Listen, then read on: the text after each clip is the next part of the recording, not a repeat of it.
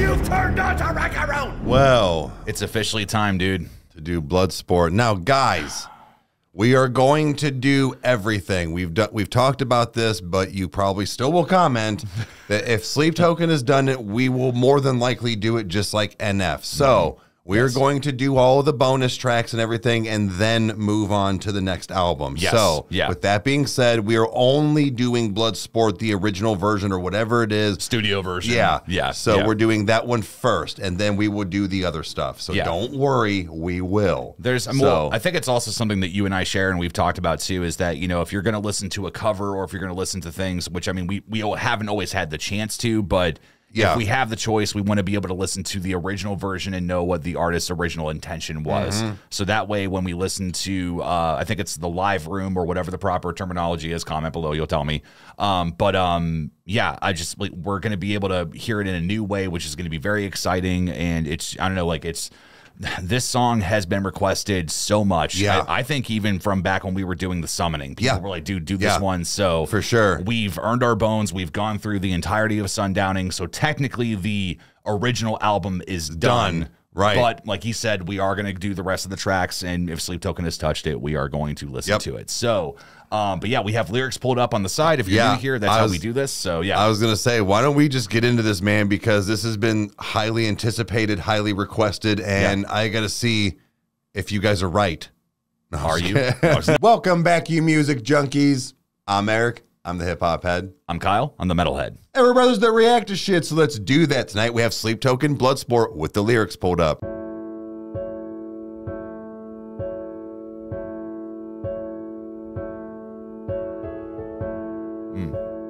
on piano. I wanna roll the numbers. I wanna feel my stars align again. Even if the earth breaks like burnt skin and the heavens just won't open up for me.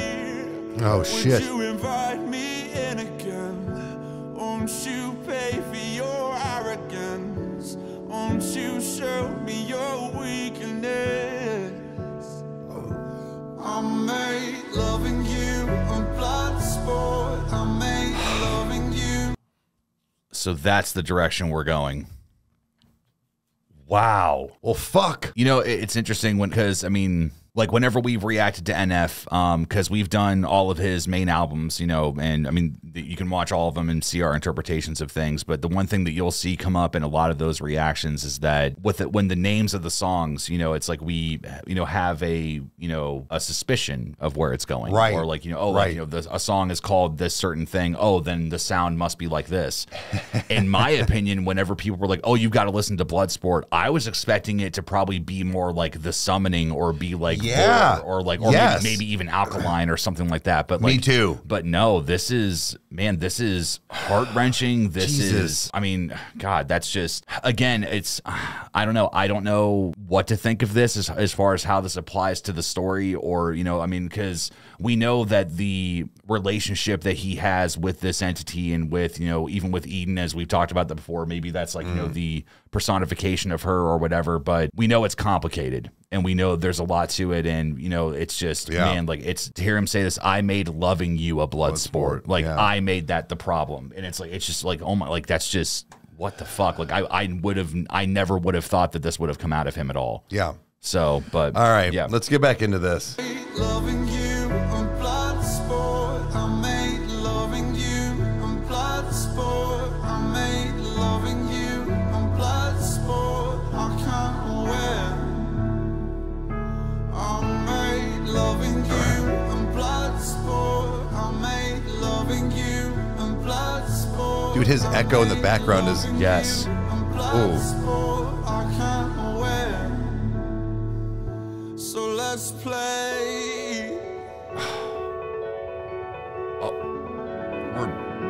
What is he gonna do? Flutters here? Somewhere the atoms start fusing. I'm still your favorite regret. You're still my weapon of choosing. And out there, Whoa, wait a minute. First of all, what the fuck? But you're still the weapon of my choosing, putting down the roses, picking up the sword. Oh my God, I didn't even think about that. I mean, I don't know if that like coincides, but like that, I don't know, but they may not, but that fits really well. I mean, that's I'm still your favorite regret. Oh Jesus. my God. Okay.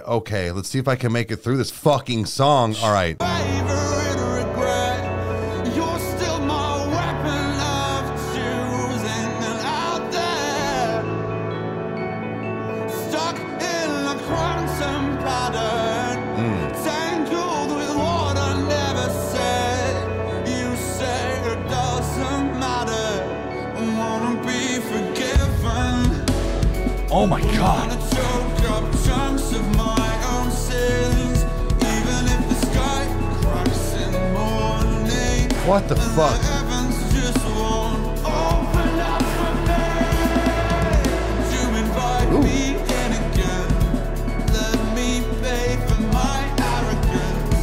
Won't you show me your weakness? I'm made loving you, I'm Bloodsport. Okay.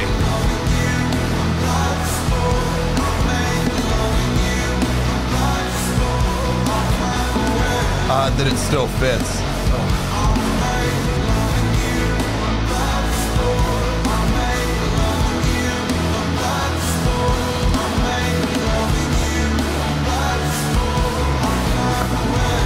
I can't fucking win, dude.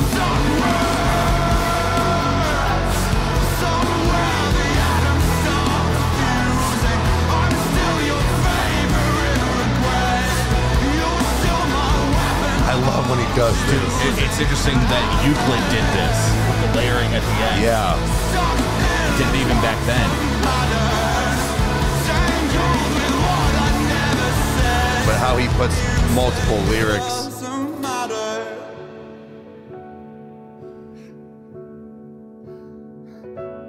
Wait. Is he crying? Oh, Vessel.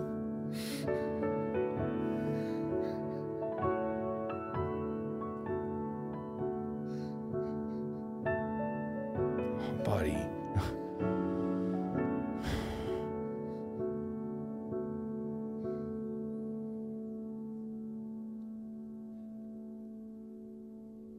Okay, well, that was very interesting. And, you know, we've been talking a little bit with, you know, people in the comments or even just with each other and whatnot, as far as like this whole situation and his lyrics and, you know, some undertones and things like that. And it's like, dude, it hurts because like a lot of people have been in scenarios like this when you take it more of like a relationship perspective, or even kind of how do I word this without getting flagged on YouTube, but like self-harm kind of you know, like tones and lyrics and things that can kind of Unaliving, like things like that. like there's some really deep things in almost every song.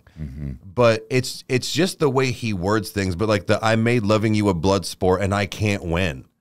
And it's like how he thinks to write things like this is beyond me. And it's the fact that he does it with every song. Yeah, no matter how important or unimportant or not, I wouldn't say unimportant, but like, you know, even if there's quote unquote filler. Every lyric matters. Yeah. What I will say is that even though we're not technically done with Sundowning, we do have the bonus tracks left, which we are going to go through. But man, like as an album as a whole, again, like it's one of the things, like if you guys have been watching us for a while, you know that it's like I do love the Kevin Feige approach to anything, which is, you know, when they were coming up with, you know, the MCU, is that their main thing that they were saying is that we take a step back and we look at the bigger picture. Right. And we see the vision that we're trying to, you know, pursue with this, or that we're trying to put together, and like what all these different pieces mean. And it's just, man, like it more and more that you listen to Vessel is that it's, you have moments of, you know, where it's like, okay, you know, like, you know, sugar, like, okay, like there's, you know, maybe it may be unhealthy, but it's like, no, like I've got a taste for you. Yeah, and like there's something good that's happening there. And like, but it's also bad for you. But it's bad for you. And then like, it's, you know, like with all these songs that we've gone through is that there has been just this underlying thing of that I want this and I can't have it. And either that or I had it and I ruined it, or like, or it's it's just, there's all these all these different things. And dude, and like what I think is interesting too is that, you know, again, you know, everything is up to everybody's interpretation to the of the music. And I think that that whole idea of like I made Loving You a blood sport. I mean, I'm sorry, but like I don't see that just as romantic. I've seen plenty of, you know, situations and people that have family where it's just like there's constant fighting, there's constant issues, and you know, there's some songs that I've listened to that, you know, have been very aggressive that, you know, would, you know, maybe seem like it's for a relationship like that, but yet I've seen in the comments of some songs where it's like, no, like this was towards my, I make this song towards my mom. This is the last time you're ever gonna hurt me. Yeah, you know, or like things like that, like.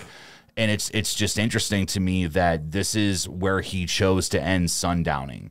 Yeah. You know, because Euclid, you know, again, like there is kind of this there's this acceptance that he has at the end of Take Me Back to Eden, which is kind of like things will never be the same, and I understand that, but you know, even though it hurts, I can move on. Right. And it's such a tough thing, like in that, because like clearly this was, you know, such a big deal for him, and it still is. I mean, my God, like if you watch any of the videos of him when he finished his concerts, and like I think it was the one that you showed me where he just has his hands and he's just like, thank you for just being here and thank you for listening to me. Like, it's just, man, this song is intense. I know that I need to spend some time with this one. For sure. Because Dark Signs and Sugar have been the two songs that I've listened to the most because of the musical, you know, just pleasing nature of it, that it's easy to repeat and go over and over again.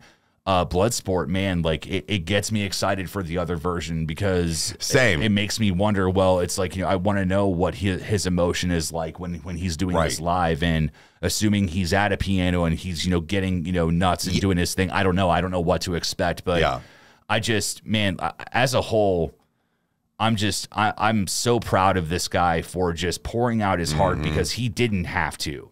Right. And he chose to. And just, I think that him just approaching this topic is something that is really tough, and it's something that, you know, we both get emotional over, and it's, you know, because we've been affected in different ways throughout our entire life on how every single one of these songs can affect us in some different way. And it's just, it does have that NF quality where it's like, how does he know? Yeah. You know, and it's, dude, just, I'm honored that we got to go through this entire thing, and that we do have a little bit more, and then we'll be doing two next.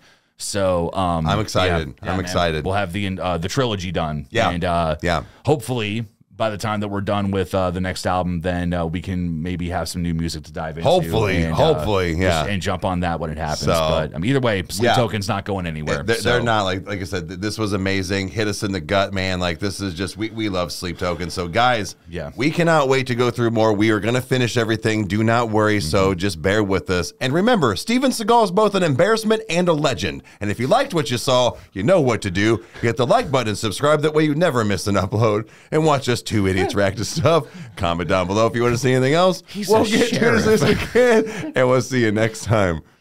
Cheers. He like legit arrests people. Adios.